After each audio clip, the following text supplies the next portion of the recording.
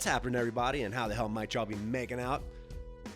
Today's guest is drummer Tyler Coburn of Nashville's Yautja, whose new full-length record comes out on Relapse Records entitled The Lurch and will be available everywhere May 21st. Tyler can also be seen playing with Baton Rouge band Thou, as well as his duo Gnarwhal, that's with a G. See what they did there? Tyler and I get into the task of acclimating to a life without touring. Zach Hill is an influence, the process of recording the Lurch, Steve Albini's electrical audio, getting out into the woods, and a whole lot more. Crash Bang Boom Podcast can be found on iTunes Podcast, Spotify, Stitcher, Luminary, Google Play, Podbean, and Amazon Music Podcast. Feel free to check out any of the previous 200 plus episodes. Give me a like, a subscription, and or a positive review. Shout out to my sponsor, the one and only New Orleans Record Press. If you're looking to release some vinyl, hit them up at neworleansrecordpress.com to check out the electroplating, mastering, design, packaging, vinyl, coloring options. And they even got that real-time quote generator to keep tabs up on all that goodness. They also bring 12 and 7-inch records in 150 and 180 gram variants, and they do small runs of 100 and larger runs up into thousands. And that's neworleansrecordpress.com. So without further ado, here we go. Tyler Coburn, Yautja, Thou, Gnarwhal, The Lurch. Crash Bang Boom. Crowds go mad with joy. Yeah! All right, I'm here with Tyler Coburn of Nashville's three-piece powerhouse, Yautja, who's got a new record entitled The Lurch due out this week on May 21st. The episode should air just slightly after that. But Tyler, congrats on the new record. I like what I've heard thus far. I'm psyched to talk to you about it. And how are you making out, my man? Doing pretty well. Just doing the 9-to-5 life, living not on tour, you know? Right. Has that been an adjustment for you? And what have you been doing for a 9-to-5 in the absence of touring? It's been a huge change for me. Very welcome at first, I think. Like, it was nice to have a break from the road for a while, and I think I sort of started to burn myself out a little bit. Mm-hmm. I work at Third Man Records, and I basically just ship records out all day, so Nice. I'm at least still surrounded by music all the time. Yeah, right. And did you have that job prior to COVID, or were you in search of something and then found it, or what's your connection with them? I kind of wrote out the unemployment as long as I could. Yeah. While that was on, but yeah, I worked part-time at Third Man for a few years prior, and then they were in need of someone to fill a position, so I took on a full-time role back in July. Nice. And that's based right there in Nashville, huh? Yes, sir. Downtown. Awesome. I'm a fan of Nashville, man, and honestly, the beauty of the state of Tennessee and the mountains and how it connects to Kentucky and even Southwest North Carolina. I've done some amazing trips. Have you been able to, with some of this downtime, at least get out into the country and out into the woods and do any of that cool shit? Oh, yeah. Especially when I was on unemployment, I spent most of my time out hiking, and I used to live out in the country, so I was just out in this cabin reading books, playing drums, and going on hikes all the time. I was much more fit and healthy then. The 9-to-5 life does not do well with my physical self. I bet, man. That's awesome. Again, I'm such a fan of that area. I'm jealous that you got to just go out there and experience that on a regular basis. But for people who haven't been there, doing the Smoky Mountains and out through Gatlinburg, down through the Smoky Mountain National Park and all that stuff, that's some of my favorite area in all of the United States. It really is gorgeous. I'm grateful to live around here. Been here my whole life, but I'm not sick of the wildlife and the wilderness. Yeah, right. Well, again, congrats on this new record, man. From what I heard thus far, it sounds every bit as powerful and still has the dirt, I think, that the previous records had. Maybe just tell me a little bit about the recording of it, because to my understanding, y'all did it at Steve Albini's studio. So who worked with you on it, sort of as the engineer, mixer, etc. on that? We flew out our friend Scott Evans, who plays in Kowloon Walled City and awesome. has recorded a lot of great bands, including Kowloon, and yeah, hearing their records and a lot of other records he'd done, we'd been talking to him for a few years about having him maybe do the next record. And yeah, it kind of ended up being like a dream scenario of getting him to meet us at Electrical Audio and doing it there. Awesome.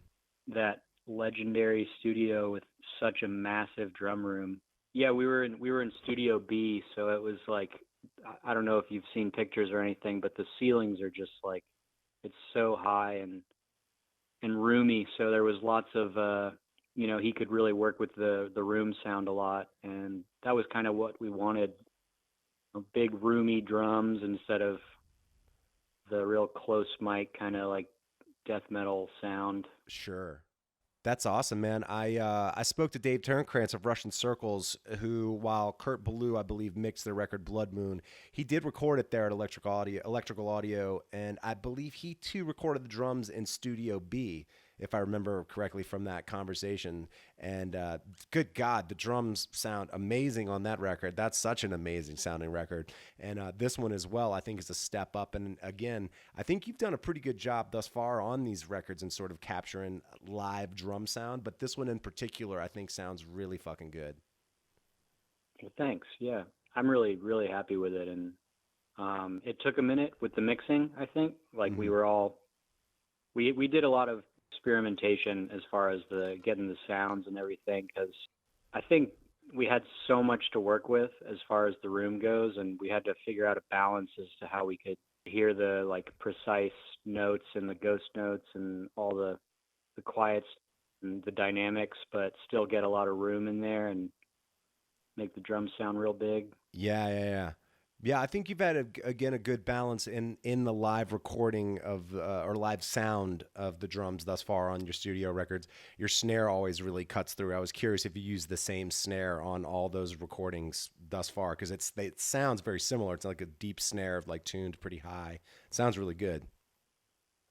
Thanks. Yeah, I'm pretty sure it's the same snare on all of them. I've had a hand hammered Ludwig Black Beauty for nice. A pretty long time, and that's been my main snare for a good while with pretty much every project I've played in. Damn, dude. Did you play a house kit up there when y'all went out to Electrical Audio? Because I know there's a Jenkins Martin kit up there, and I've interviewed the owners of that drum company, and I'm a fan of those. I was just curious what drum kit you actually ended up playing on this most recent record. Man, it's funny. We got all those drums out. We got out the snare. We tried them all, and they sounded so good, but I just felt more comfortable on my real beat-up, old, shitty kit that I've been playing forever, you know? So I ended up playing on my own kit. Nice. It's the same kit I played on the last 2 records, and just about every record I've played on almost has been on that kit. It sounds like the same kit and snare on all of them. That's why I was really curious about it. So that would lead me to the next question. What is that kit that you've been playing and ultimately played on these past few records? It's a early 2000s Sonor kit. Nice. It's the kit that I got when I started playing. So my dad got me a really good kit for a first kit, and I was very lucky. He had his friend who was like a session drummer pick it out for me, and so I've been playing that thing. I think it's like a 2002 series or something. It's really taken a beating, but yeah, at this point it's a 22, and the floor tom was a 14, which I hated. That is now my up tom, and then I have like a Pearl Export Series floor tom that I bought on Craigslist for like $50 that I've been using my floor tom for a while. Damn. So that's been my sort of Frankenstein kit for a long time. Wow. And what would you say, what were the dimensions on the floor tom? Was that a 16 or an 18? That's just a 16. Gotcha. So you're doing 14, 16? Yeah. I just got a new kit, and I've been really enjoying the 18. Oh, yeah. And now, like, we just filmed one more video for the Yautja to come out. I think it comes out tomorrow, actually, but I couldn't decide whether to play my old kit or my new kit, and I ended up going with the old kit just because it was what I played on the record. And, man, that was the first time I'd played a 16 floor tom since I got the new kit, and it felt so small. It was That's so funny. For a while, like an 18 felt massive to me, and it was so awkward to try and position it and everything. And Mm-hmm. now it's like I'm on the other side now. I've crossed over. I bet, man. Well, with getting all of the music together for the Lurch, because I feel like the last studio record y'all put out was probably like 2015, right? Yeah, I guess as far as like proper full lengths go, that it must have been that long. Yeah, because Songs of Lament we should have just called it a full length. It's long enough to be one, but Totally. we called it an EP. But yeah, I mean I think that came out in 2017, so it had really been ages since we put anything serious out. Yeah. Well, with COVID happening and everything else, lack of touring, you mentioned being out in the woods. But I think before we started recording this, you had mentioned that I believe your bass player, he's not necessarily in Nashville. But how did y'all sort of navigate writing and getting all of the material together that would ultimately become this record? And when did y'all record it again? Let's start there. We actually recorded it at the end of January 2020, so wow. we got it done before COVID. So it's been sitting there for a minute. I mean, I guess that's how it goes these days, putting out records. But we were lucky to get it done before the shit hit the fan. That's amazing. The timing of that was definitely killer. It's funny sometimes when you record something, you know, in hindsight, revisiting it, especially if you sit on it for some while, which it sounds like you did for at least for a little while or a year having recorded it. Sometimes when listening back to your performances, you're like, oh, I wish I would have done this and that and the other. But then again, sometimes that comes with playing as a band and or touring and all of that. And that wasn't necessarily happening. So how do you feel when listening to it now? What do you think about the whole production and performance and everything on it? Honestly, this is the happiest I've been with just about any record I've played on. As far as like listening back, I get pretty stoked. It's like I feel pretty proud of it, and I feel proud of the way it sounds. And you know, there's little things here and there that I wish I'd maybe done differently, but when I go back and listen to the other two Yautja records, I'm just like, oh my God, what was I thinking? I think that that's part of the appeal. I think you're kind of the wild drumming style that you have. And honestly, it reminds me a little bit of Will Scharf of Keelhaul. I don't know if you're a fan of him. He's especially wild. Oh, cool. But I feel like I hear maybe a little bit of that, of him in there. So I'll definitely be interested to sort of pick your brain as to some of your influences, because I hear particular drummers maybe in there, but who knows? I mean, the world is so vast with influences and all the accessibility that we have to everything via the internet these days that it can at times be kind of hard to tell. But going back to, I guess, what you said, if you're excited about your performance on that, hell, that's a damn good thing, isn't it?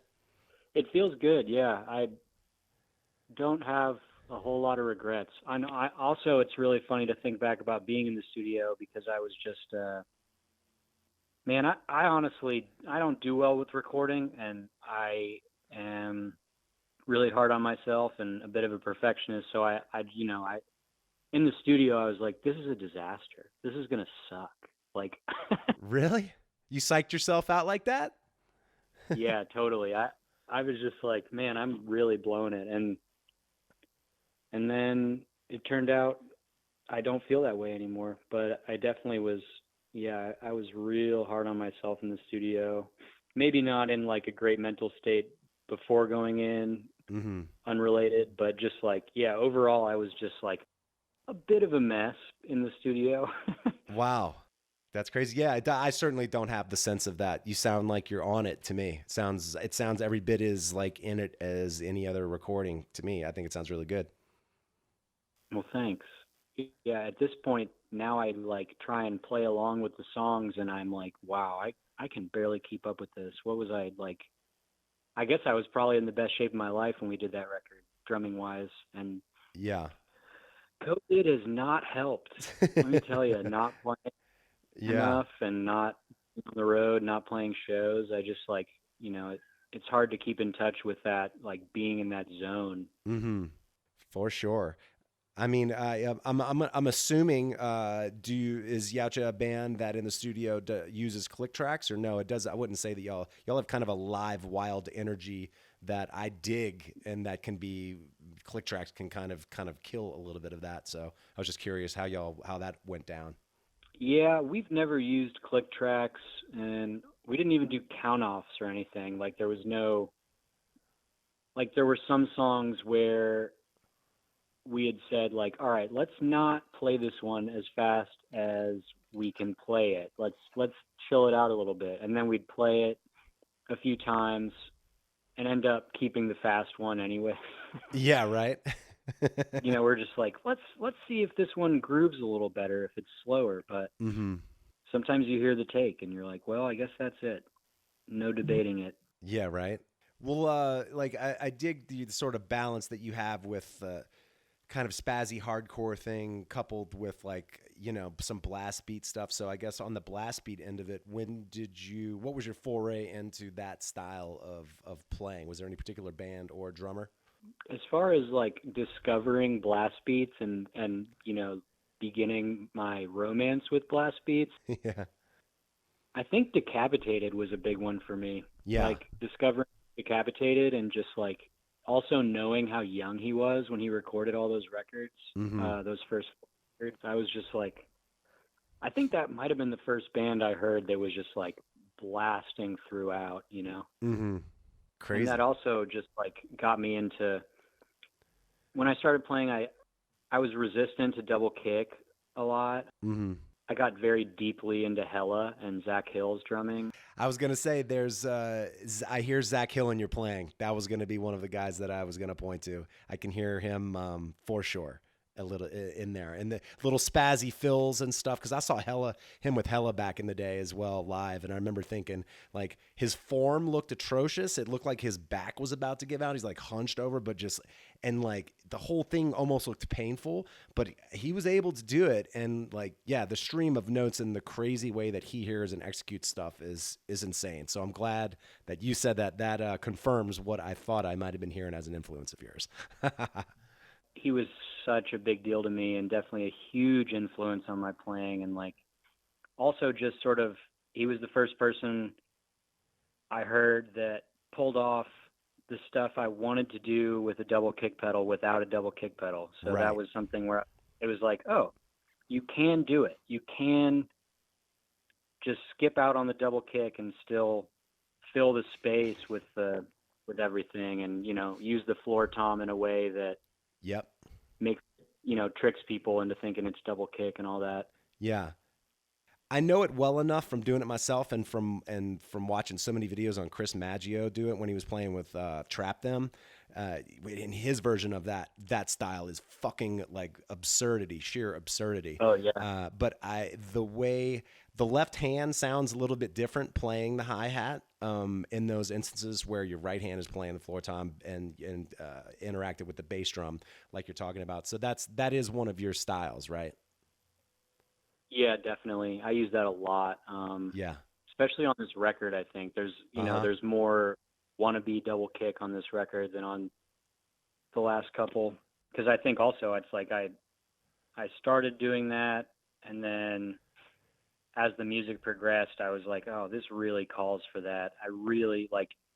Sometimes Chibi and Kayon they're joking around. And they're like, what would be great is if you just had a double kick pedal on this part, and if you just did a straight ignorant double kick riff, Yep. just like keep it simple. But I've sort of chosen to not allow myself to do that in this band. So Yeah. it's all about limiting my setup and trying to force myself to create creative parts, I guess. Yeah, because I mean, you're playing a pretty minimal kit, all things considered. I mean, it's what, a 4-piece kit with 2 cymbals and a hi-hat, right? Yep. So, I mean, I would say it's something to be said for, I think, sort of forcing yourself in that direction and minimizing your options to then pull the most out of that sort of minimal setup. I think that does it forces you to create things that you wouldn't otherwise have. And it sounds like that's something that you're doing. Yeah, definitely. I mean, and yeah, a lot of my favorite drummers had such minimal kits too that I was, really inspired to with the less is more kind of mentality. Absolutely, man. Well, not in my playing, but in my setup. Right. And that, again, that goes back to Zach Hill. I've heard him in I can hear his influence in particular drummers and yours. It's rare that I think I sort of hear it in heavier music. I certainly hear it in sort of some of the modern guys that maybe do more like drum and bass stuff or sort of reverse engineer electronic music. I don't know if that was an influence with Zach, but he certainly had some of that like crazy manic square pusher, style. And he's one of those guys that I would definitely like to talk to at some point because he's such a distinct drummer, man. So I appreciate the influence that he's had on you. Man, yeah, I would love to hear you interview him. That would be awesome. But I don't feel like he's done a lot of interviews. No, I think he prefers to stay out of that light, it appears. One of these days, if I can make it happen, it'll be a cool interview for sure. Hell yeah. So I guess if Yautja's been around for about at least a decade, right? Yeah, I guess around a decade, maybe 11 years, something like that. I think 2011 is when we put out our demo. So gotcha. Well, who are some of the bands that y'all have gone out in support of? Because I feel like I was looking at some of the list of some of those bands, and I feel like you've played with some really cool bands. Yeah, we've toured, opened for Arma. I almost feel like more than once. Maybe it was just once, but did a full US with them. Just went to Europe. We just went to Europe. That's funny. Back when, I think November of 2019, we went to Europe with Coil Guns from Switzerland. Oh, Luke Hess is a bad motherfucker, the drummer. Yeah, man, such a sick drummer. He's so good. It was awesome watching him play every night. We did a tour with Revocation, Exhumed, and Rivers of Nihil, I guess. Oh, wow. Yeah. A couple of years ago. Wow. Magruder Grind, Drop Dead, Piron. We did a little tour with Piron. Yeah, Brooklyn dudes. And Trap Them. We actually did a tour with them that was really sick, and they're great dudes. Was it one of Trap Them's like final runs that y'all were on? It was, yeah. Did y'all play St. Vitus? We did. Okay, well I interviewed Brad that night, so I'm realizing I think I think I did see y'all, Cool. and I could have very well. Do you recall if y'all played St. Vitus in Brooklyn at with Arma as well? We definitely did then, yeah. Okay, gotcha. Yeah, I did like one of the most ridiculously drunk, hungover interviews with their drummer to this day that I've ever done in approaching 250 episodes. I actually I revisited it recently, and I was like, good God, I just sound like such a bumbling moron. And their drummer was totally hungover as well. We were just like, it's a really hilarious interview. If you haven't heard it, it's just absurd. No. TJ Childers, right? Yeah, he's one of my favorite drummers too, and one of my closest friends. Oh, dude. Oh, God. It's just ridiculous. But we're both like almost like vomiting in our mouths. We're so hungover. It's just absolutely absurd. Wow. Yeah, I'm definitely going to seek that one out. He is a true one of a kind individual. And he's been a big influence on me in more than just drumming, I think. So. Yeah. Those guys are awesome, man. That's really cool. So I am realizing I was trying to think about it. I think I might have caught some of those sets both with Trap Them and with Enter Arma actually at Vitus, because I feel like y'all played at Vitus outside of that as well. I feel like, right? We played Grand Victory. We played. Yeah. I can't remember where the Revocation show was. It was like a bigger downstairs room. Yeah, we've played around New York a good bit. Right on. Where are some of your favorite places that you've played within the States?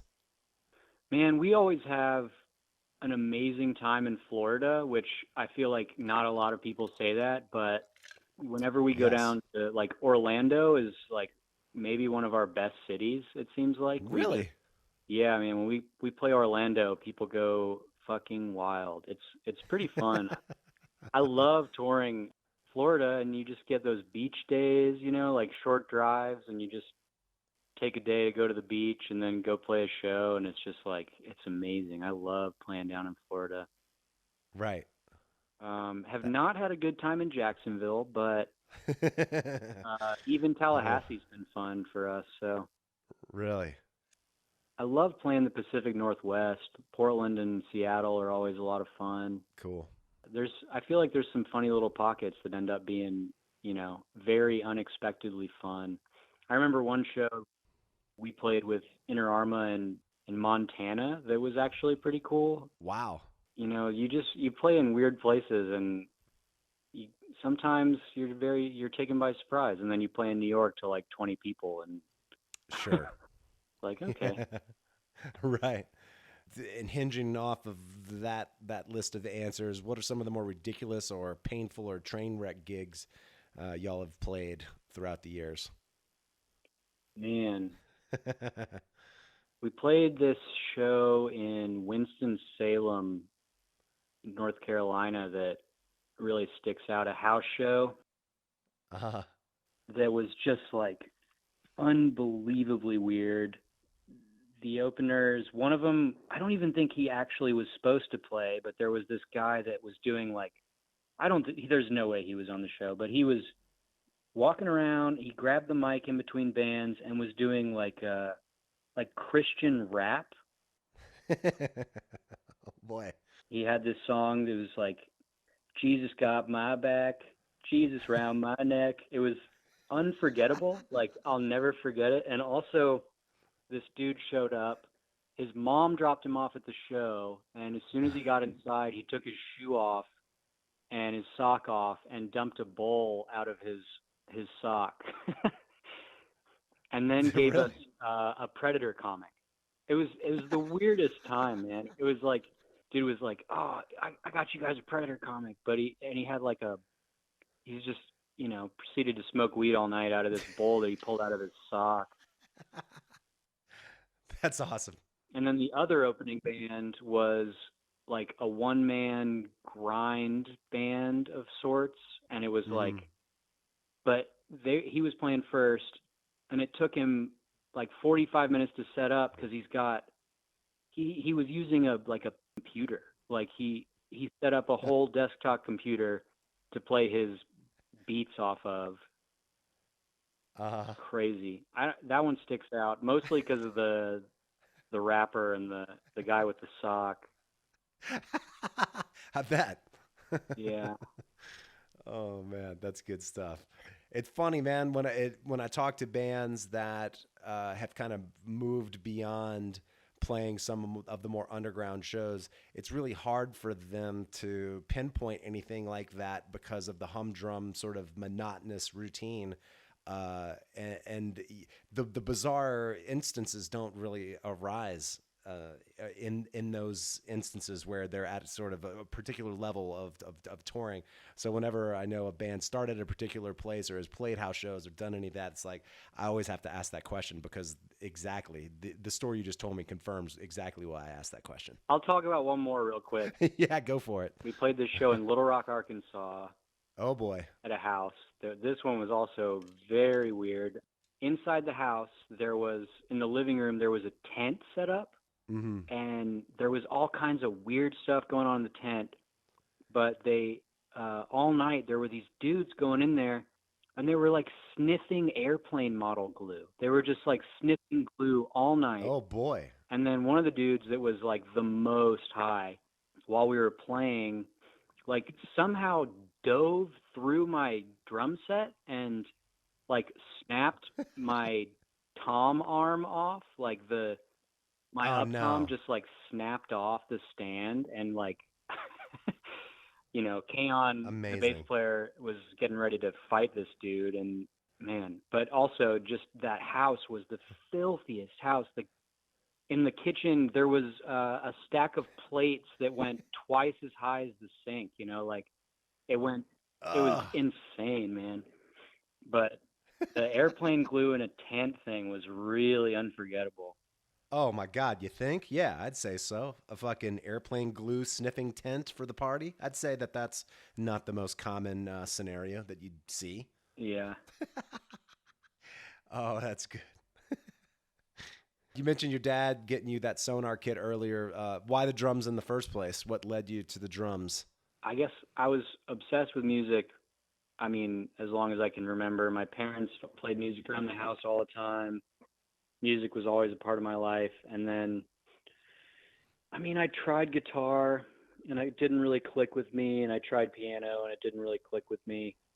And then something about drums all of a sudden, I just became enthralled and like enamored with hitting things rhythmically. Sure. Yeah, I just like became obsessed, and my parents we had a room where I could play without disturbing them. So I was lucky enough to have parents that were willing to let me begin playing the most obnoxious instrument. Oh, totally. That's fine. And then as where ultimately those roads inevitably lead, it seems, is that then the bands that you end up joining generally end up practicing in the house because that's where the drum set is. Was that the case with you? Oh yeah. Oh Dude, boy. I was in like 3 or 4 bands back in high school, or I guess right after high school, and it was like my house was the hangout. Everyone would come over and we'd play music, and then we'd play Grand Theft Auto for hours, and just it was just like, yeah, it was a lot of fun, but it was definitely the practice house. I think even like some of my brother's friends' bands would come over and practice there just because it was a great setup. Do you remember the first gig that you ever played publicly? Yeah, I do. It was at the Muse in Nashville, which was it was a pretty sort of maybe not legendary but notorious spot because it was Mm-hmm. the all ages venue that also was far sketchier than any of the 21 and up venues in town. Uh, Mm-hmm. just a very seedy vibe, but it was Yeah. us and like 4 other really great regional bands, and it was Gnarwhal show. That was my first real band. It's more Mm-hmm. in the math rocky kind of realm of things, I guess. In the depths of my Zach Hill obsession. Totally. I figured that.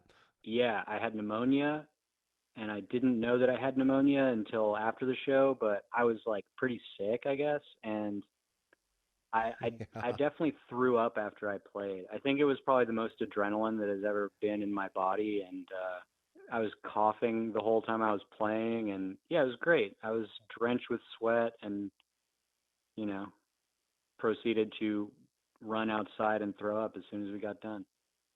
Probably, the nerves too, but Oh my God, that's good stuff, man.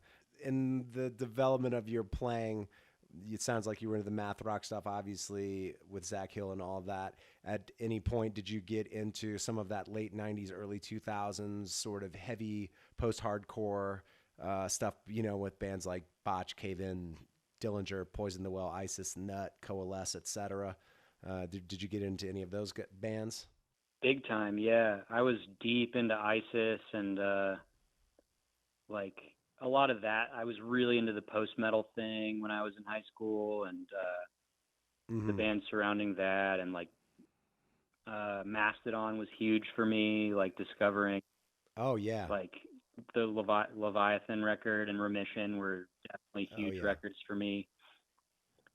Yeah. Those aren't, in that realm really, but yeah. And then I think Botch was a little later. I think I was still in high school when I Mm-hmm. discovered Botch, but yeah, that stuff was massive for me. Just like the musicianship and the real oddball composition of everything.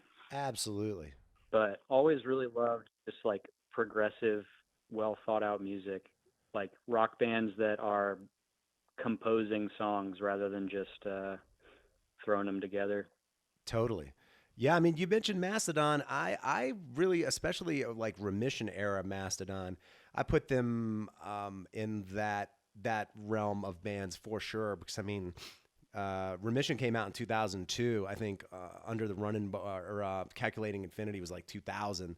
So they were right within those first couple of years of early 2000s, like really heavy proggy post hardcore, whatever you want to call it. And yeah, I think Mastodon maybe 3 or 4 times while touring on the Remission record alone, and they were of an absolute sonic fucking assault.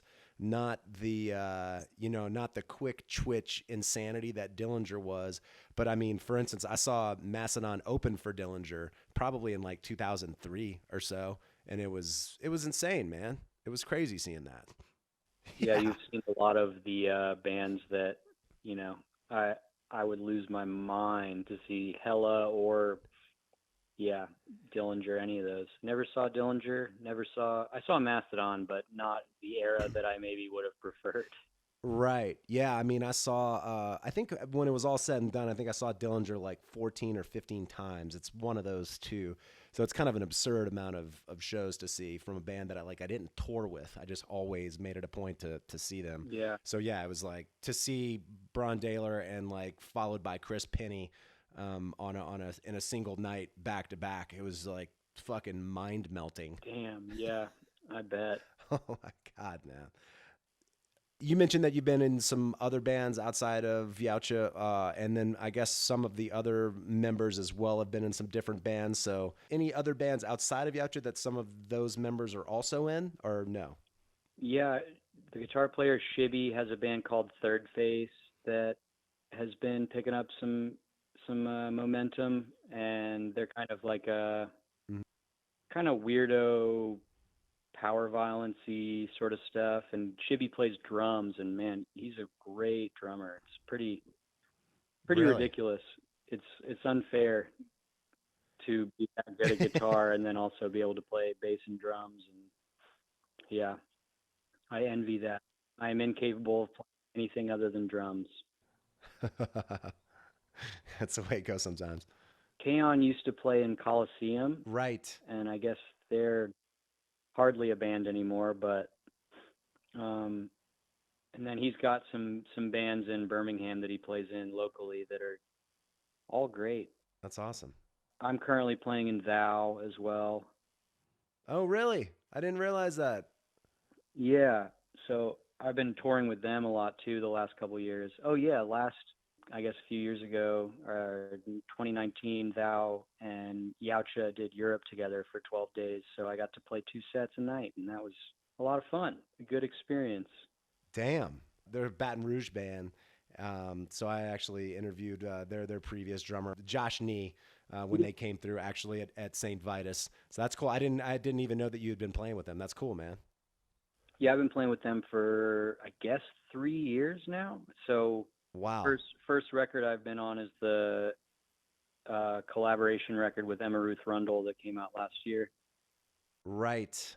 But yeah, I was touring with them for the last 3 years, and they've had a busy schedule. So between Thou and Yautja, I was on the road the better part of, I guess, honestly, 2016 through 2019, I was just like out all the time.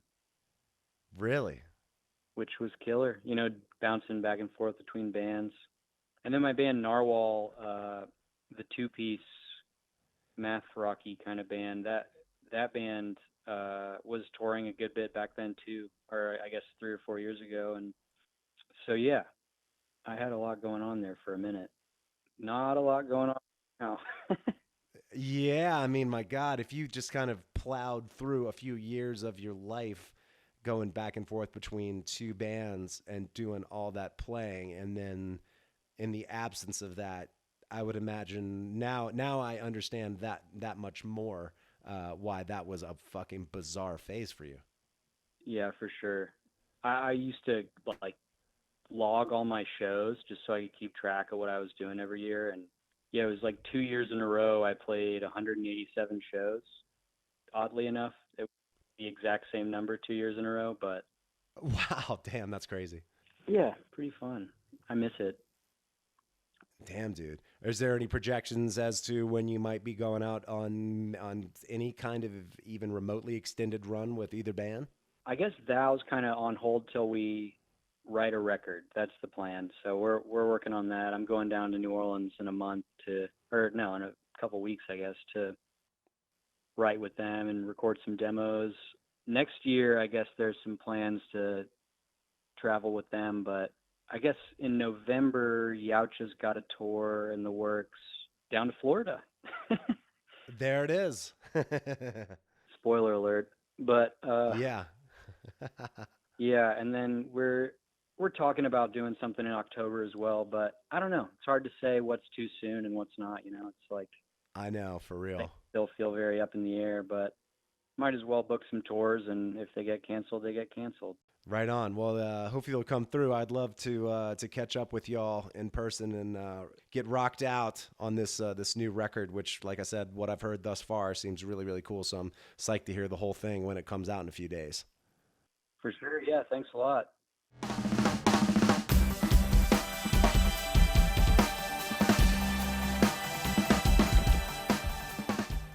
All right, everybody, thanks for hanging. Hope y'all enjoyed the talk. Thanks for Tyler for rapping. Good to catch up with him and talk to him about going out to electrical audio and putting out this new record, which sounds fantastic and always cool for a little Zach Hill geek out. We'll catch you on the next one. Crash, bang, boom.